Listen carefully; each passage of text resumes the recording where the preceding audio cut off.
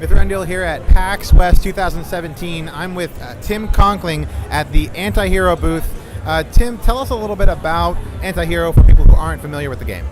So Antihero is a turn-based strategy game about running a thieves guild in an Oliver Twist-inspired Dickensian gaslit Victorian city. So the idea is you play as a master thief and you are scouting the city, you're burgling buildings, and you're growing your guild. So you're hiring urchins and gangs and thugs and assassins and whatnot. And there's a rival thieves guild that you're doing battle with. So it's sort of like it's a turn-based strategy, turf war style game. And where did the inspiration for this game come from? What gap did you see that you were trying to fill when you were developing Antihero? Yeah, so I'm a huge fan of asynchronous multiplayer, or just multiplayer in general. And I really want to see more asynchronous gameplay out there, especially asynchronous games that are sort of uniquely taking advantage of like the digital realm rather than strictly ports from physical board games to digital board games. So Antihero is an async 4X light strategy game. It's sort of a marriage between Civilization style 4X strategy and Hero Academy or Words with Friends style asynchronous, super fast turns gameplay. When you were developing it, what was probably one of the biggest challenges when you were coming up with this game? Was there a certain mechanic or something that you just had difficulty bridging, or you weren't sure how it was going to be executed well?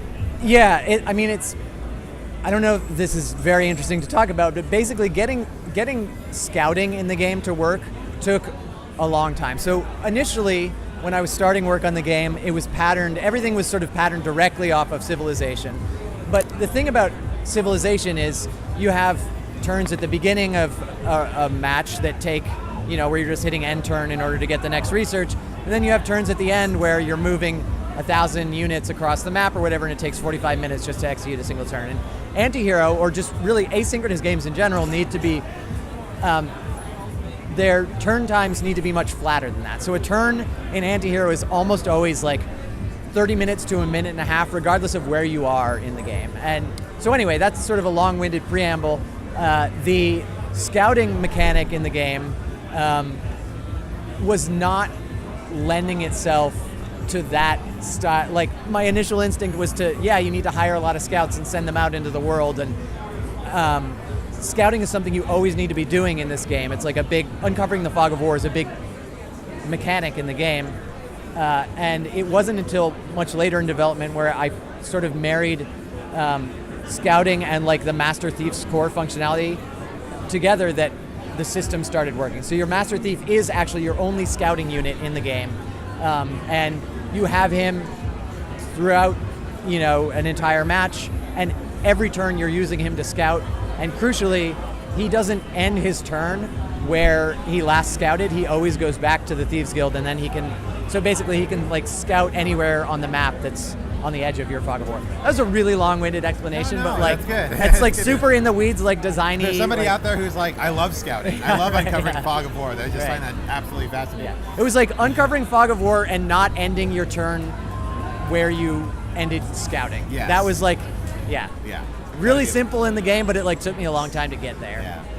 So it's been out on PC for about a month and a half. Yeah. It's now it's coming out on iOS as well. And Android. And Android. Yeah. And phones as well, not just the iPad, correct? Correct, yeah. Phones and tablets. It's also cross-platform multiplayer, so you can be on your PC and your friends on their Android, or you could start a game on your PC and continue it on your Android. So you can start a game at home, continue it at work if you want. Yeah.